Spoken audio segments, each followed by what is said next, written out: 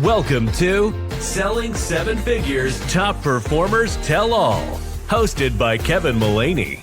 Each month, we're diving deep to uncover the secrets of selling big, closing smart, and hitting your highest goals.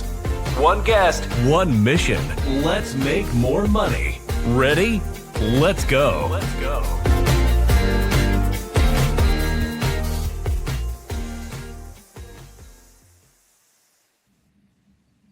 Been a long time, shouldn't have left you, and that's why we're back. It's Kevin Mullaney. Welcome to Selling Seven Figures.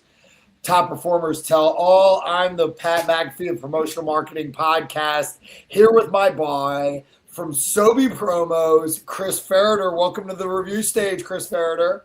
Oh, thank you so much for having me, Kev. What an intro, man. I love that. You make that yourself. Yeah, AI can do wonders. I'll tell you what. That's certainly something I couldn't put together with the tambourine and the xylophone over here. That's beautiful. Chris, this is fun because you're a self-proclaimed don't really like to linger and meddle and hang out with other people in the brand and merchandise area. So I do appreciate you sharing your wisdom, your experience, and your expertise with us today. Yeah, happy to jump in and chop it up with you. I know you were in the industry for a very long time. You're out of the industry, still in the industry. But even if you were in the industry, I would hang out with you, right? I have my select group of guys and girls that I'll hang out with, but I don't, you know how it is. I don't like to be in the thick of it at all times. Stay on the outside and observe. I get it. If I were to redo my life, I think I would learn and take a couple more notes from you, but so we'll get back into it. So how did you get in this industry? How long have you been in this industry? Just give us a little bit of background on you, Chris. So funny. This is a great story, actually, and I tell it all the time. So I went to the University of Miami, right? I was in the business school, the U, baby. Throw it up. Almost national champions. Almost. We were close. So I was in the business school, and I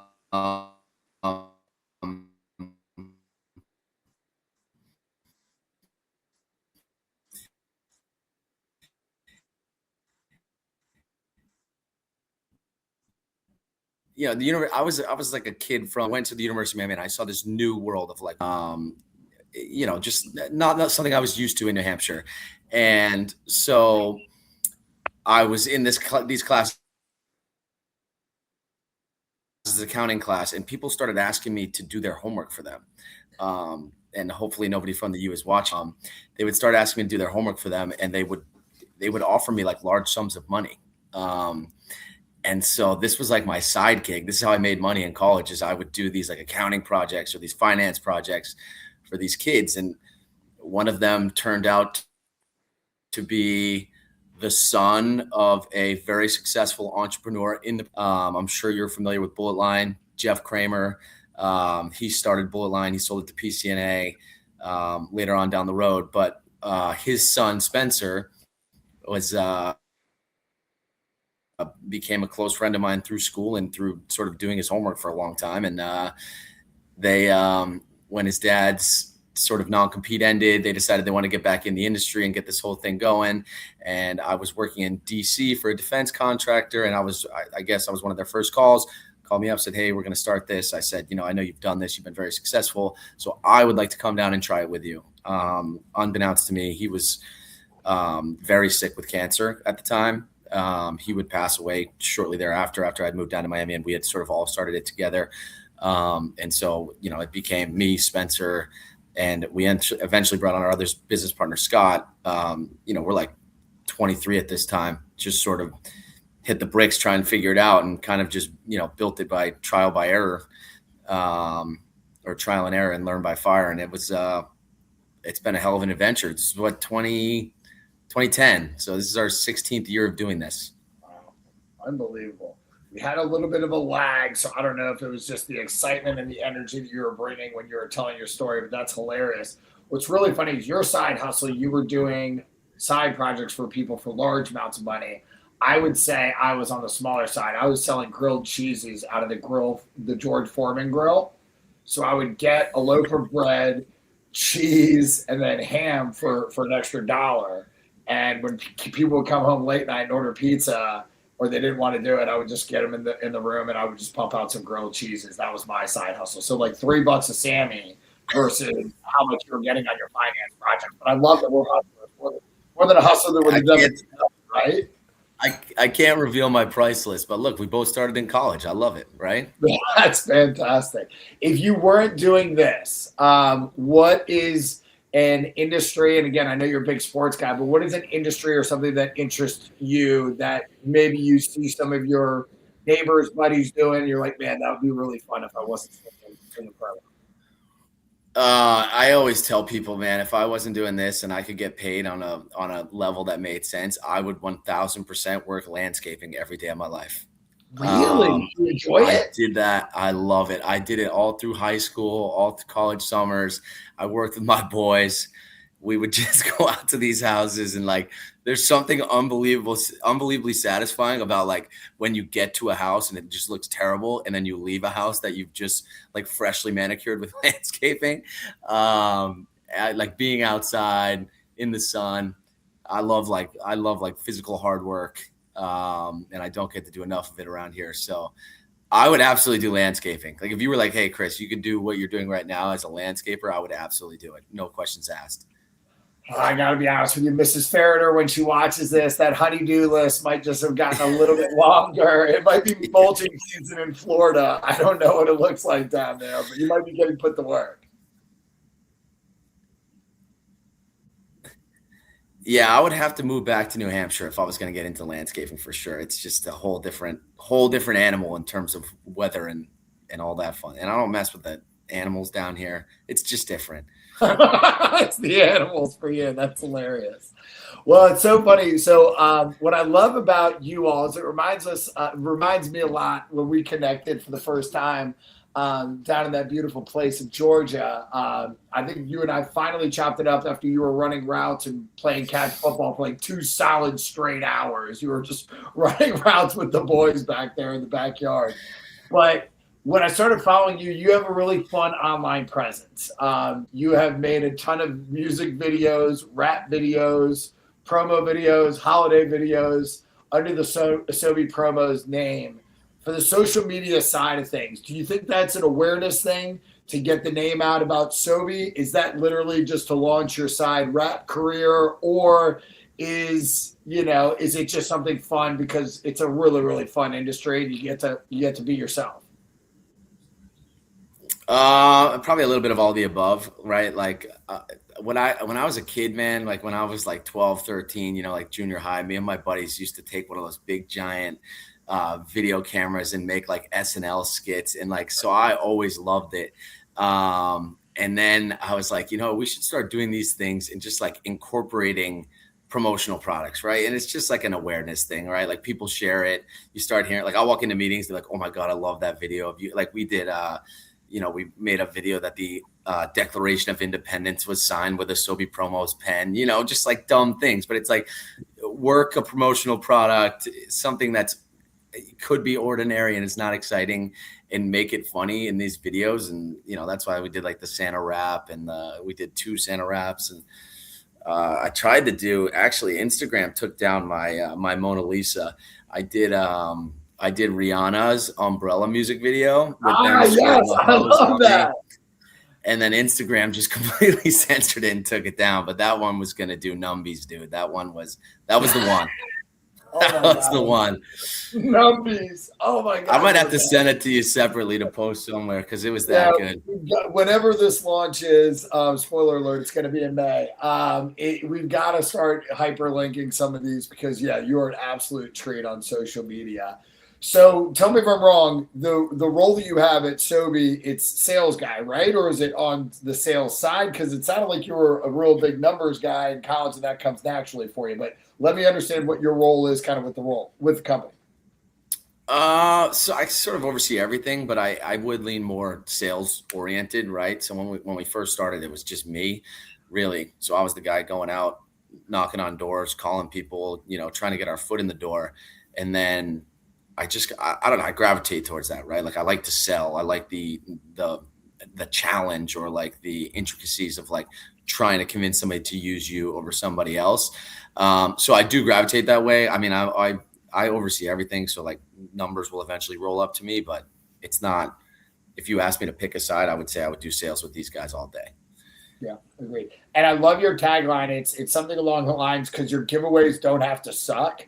It's just it's like, it's fair, honest, it's unabashed, it's unafraid. I'm not trying to act like I'm a Fox News podcast here, but like, it's really, really good. It's direct to the point, and it's accurate, right? Like, if you're gonna put your brand on something, it just doesn't have to be a budget item. No offense to the bullet line reference. Oh.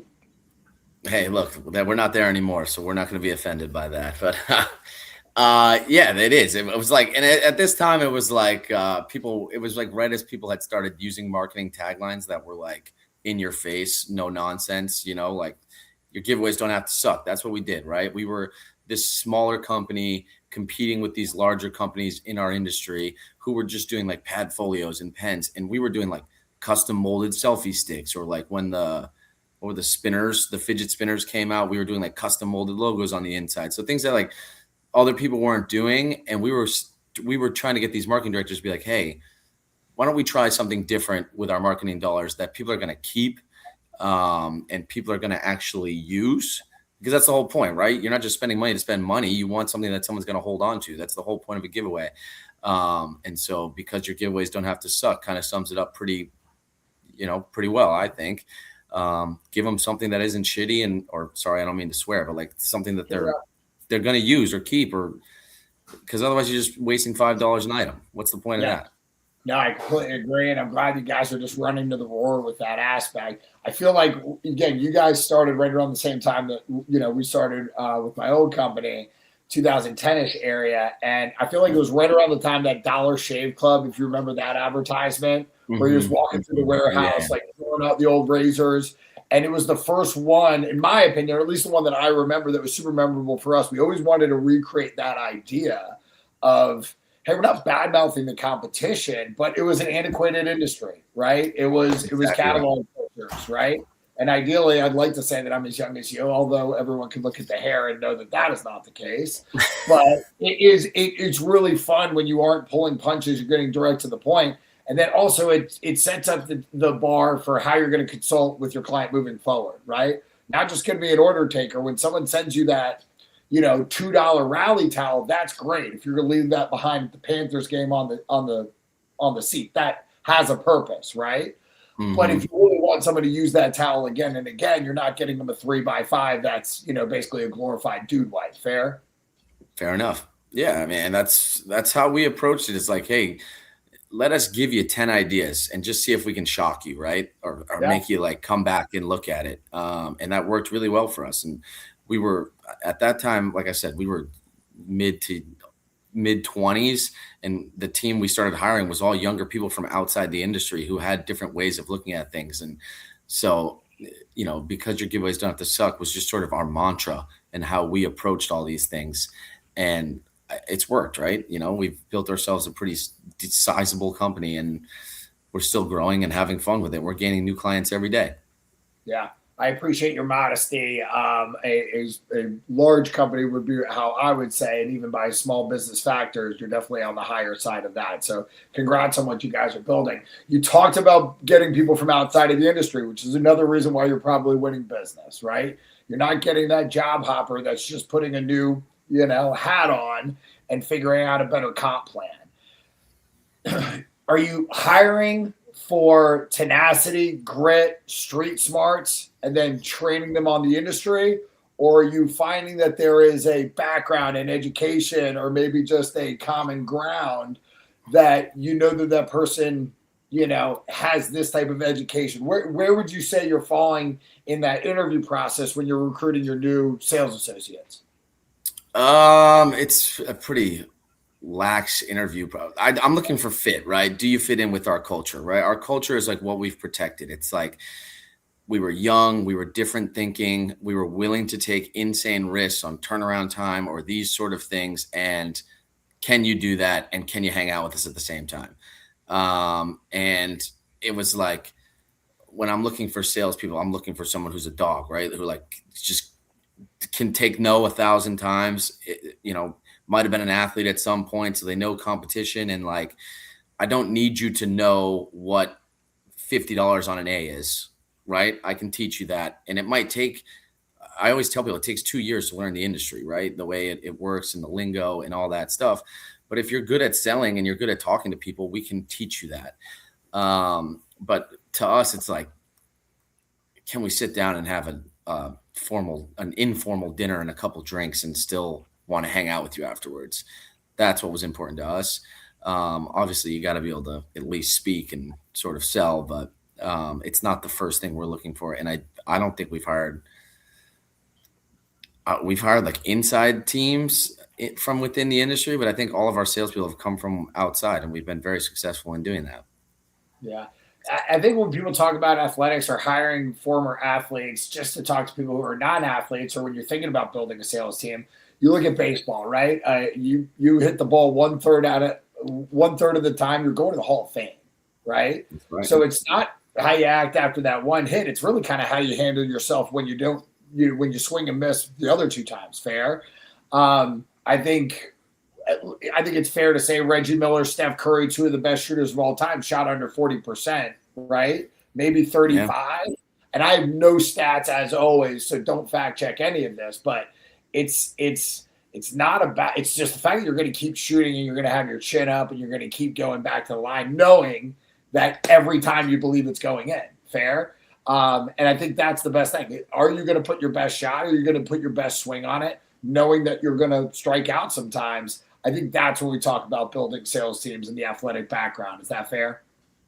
Yeah. So look, my older brother worked in athletics, right? He worked corporate sponsorship for the Dolphins.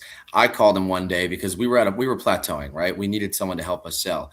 I said, Mike, I need you, buddy. Like, I can trust you. I know you're an absolute dog. Like, you'll do whatever it takes to sell something.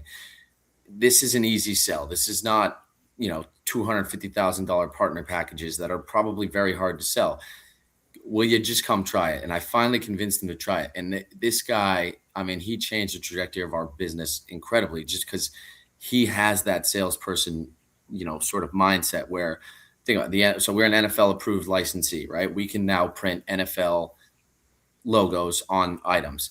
That took probably 4 years to get. My brother set a reminder in his calendar every month, once a month, to call the person responsible for it, until I'm pretty sure one day they're like, dude, stop calling us.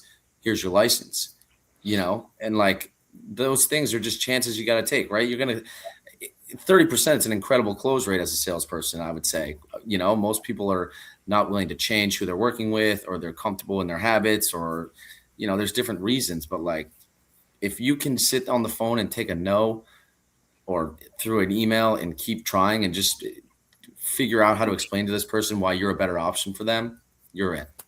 Yeah. All day.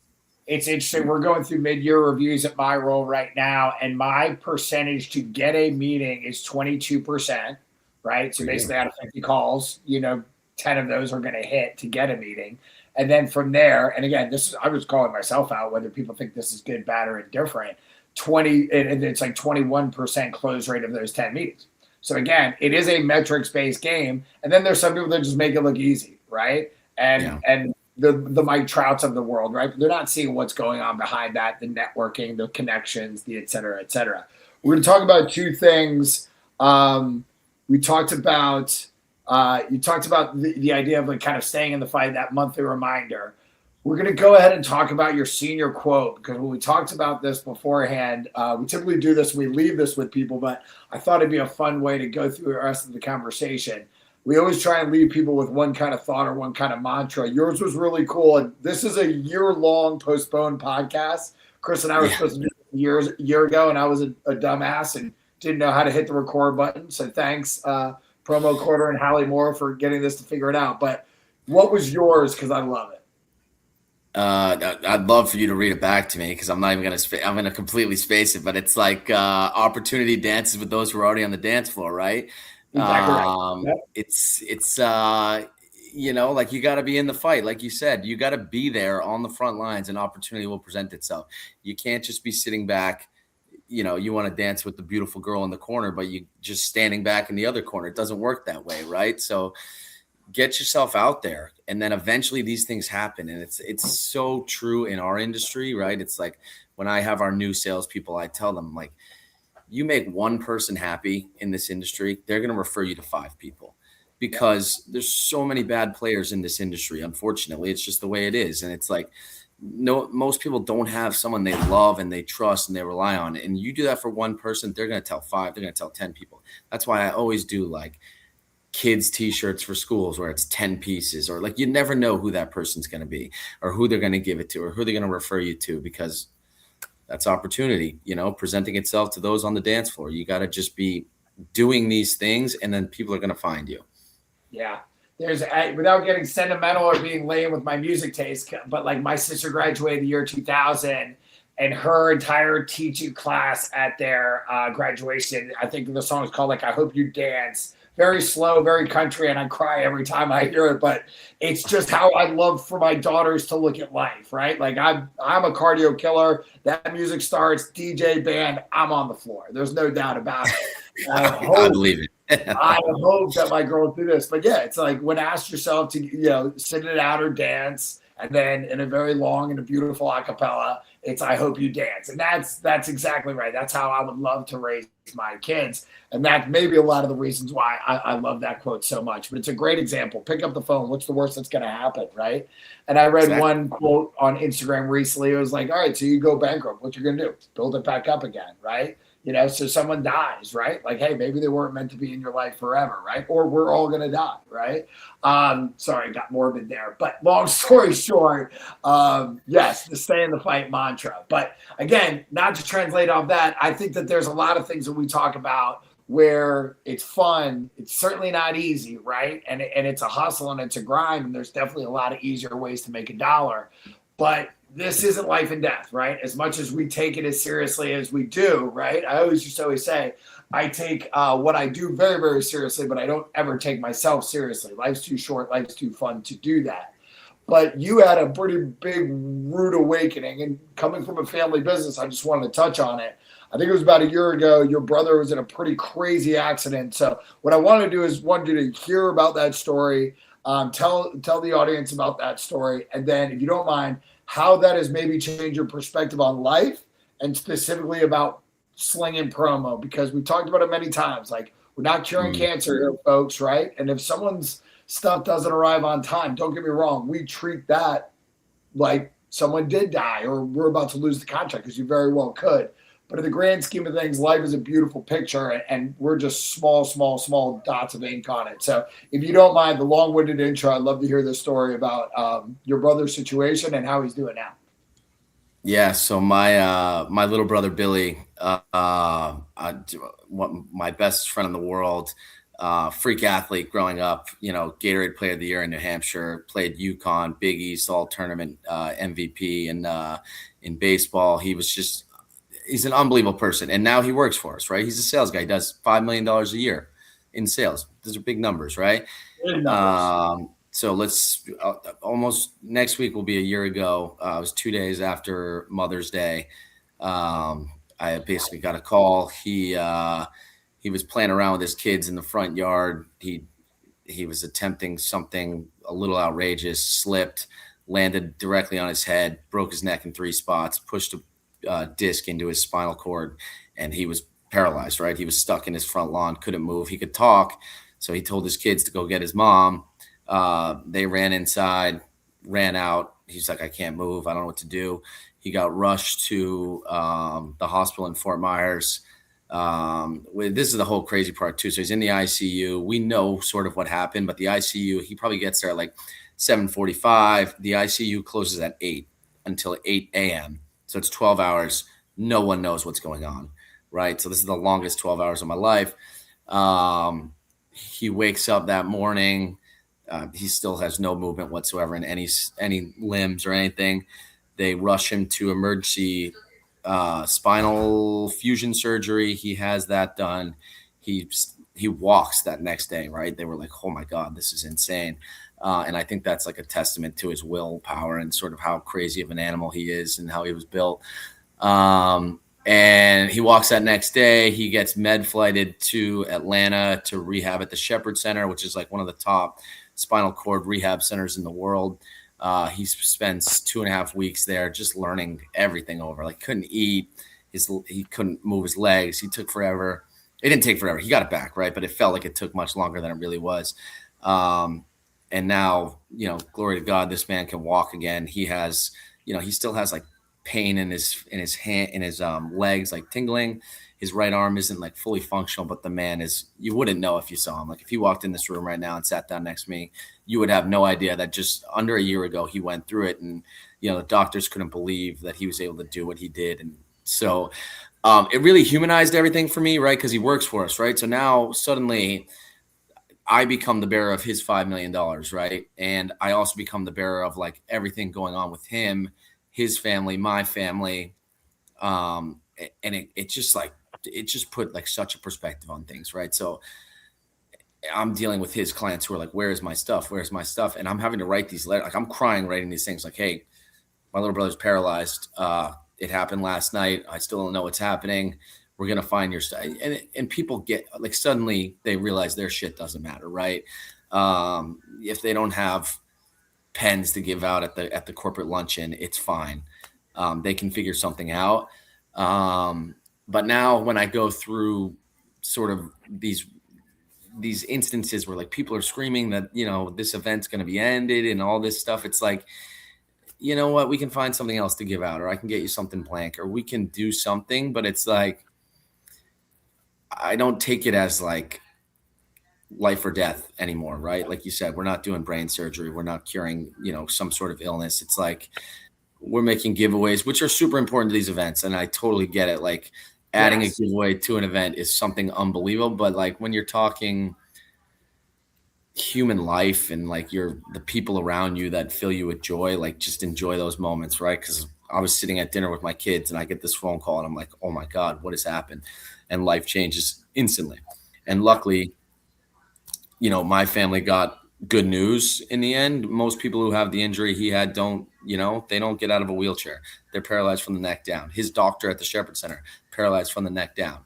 And it's like, you meet all these people as you're going through it and they're like, I can't understand how we can walk, how we can do this. And it's like, why us? Why are we the family that gets to walk away from this and have my brother functional for his kids? He's got 3 kids, So I'm like getting emotional now, but it's like coming up on a year. It's amazing. And I appreciate you being vulnerable and sharing that story, because I want to make it clear, because I have poked fun at this, and obviously not playing in this space anymore, it's easier for me to say, but like, look, the reality it is, anyone who's maybe the 3 people that are watching this, maybe one of them is your client, the other person is an event manager, and I always joke my Aunt Mary doesn't miss an episode. But like, it's not in any way disregarding the industry and how important it is and how much fun those things. And yes, they can make the event, right? Yeah, absolutely. Children, right? Like, I just went.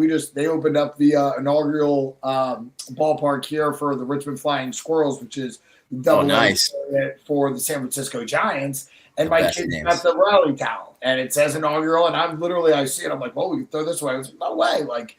That's the first year of the ballpark. My buddy actually helped build the ballpark, right? Like, it has some emotional ties because that was the first time we went as a family to this game, right? Yeah. I hope that maybe that towel, when they look at it, like, oh, I want to throw this away, or I want to give this away to Goodwill, and they're like, no, don't touch the towel, Dad, right? It's the memory attached to it, right? Exactly right. So I think that's a lot of it. Or, the fact that Thomas Jefferson signed, the Declaration for the Sobe Provost pen. People forget. You know what I mean, right? Like, you can't just throw that quill out, right? You can't donate that back to the next class at Hogwarts, Well, look, man, I really, really appreciate you. I would love to hear just any other like feedback, any going away message, or if you were at the U during AIM, what would be your your away message before going out for the night? But one thing you would leave with the 13 people that are listening to the podcast. I'd just say you can do anything, right? It's like, I never thought sitting here, I know it's so cliche, but it's like, came out of New Hampshire. I thought I was going to go to, work landscaping the rest of my life. And here I am. I'm the president of a $25 million a year company, right? Like, who would have thought, selling pens and giveaways and polos and those things, like just give it everything, right? And don't take no for an answer, and give it hell, man. That's what I would say. I love it. I love it. Well, I appreciate you, man. And I'm so glad things are getting better for your brother. This podcast will be right around Mother's Day week when it airs. So hopefully that's the best blessing that his wife is going to be getting. And if your mom's still around, obviously that she's got all of her boys with her still. Absolutely, man. Thank you so much for having me. I always love chopping it up with you, dude. So anytime you need me on here, you give me a call. You are the man. Chris, we appreciate you. Thanks, everyone, for listening.